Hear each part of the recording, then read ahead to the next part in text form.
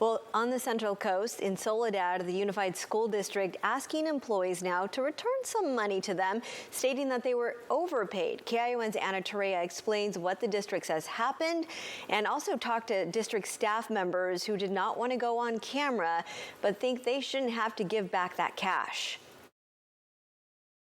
The Soledad Unified School District conducted an audit back in February 2021, and they found that some of its staff members were overpaid. The district now asking them to pay that money back, but some I spoke to say that's unfair. They're asking to replace something that most of us don't have at a time when inflation is the highest, cost of living is so high.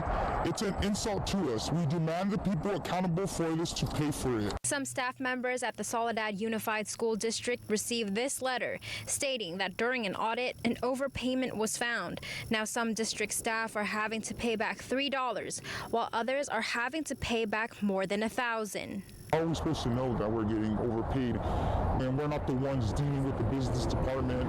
We're not payroll, we're not HR, we're just employees. KION reached out to the Soledad Unified School District about the notice to staff, and this is what they told us. This stemmed from an agreement on compensation in 2020, and there were overpayments related to that.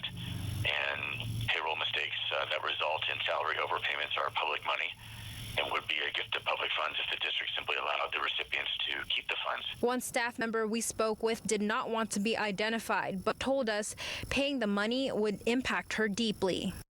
With the cost of living being so high, it will affect me a lot because I have bills to pay.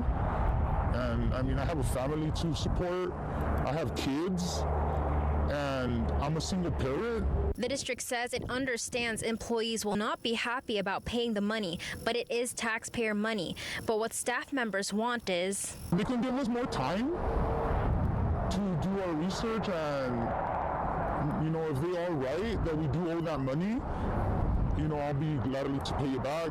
But if we don't owe that money, why are we going to be held accountable in paying that money back? The district is offering flexible terms for repayment of the funds to avoid hardship on individual employees, and employees may be offered a reduction payment basis to offset taxes that the employee paid on the overpaid funds. I also reached out to the Monterey County Office of Education. The office told me it's helped the school districts with an analysis of salary schedule for employees.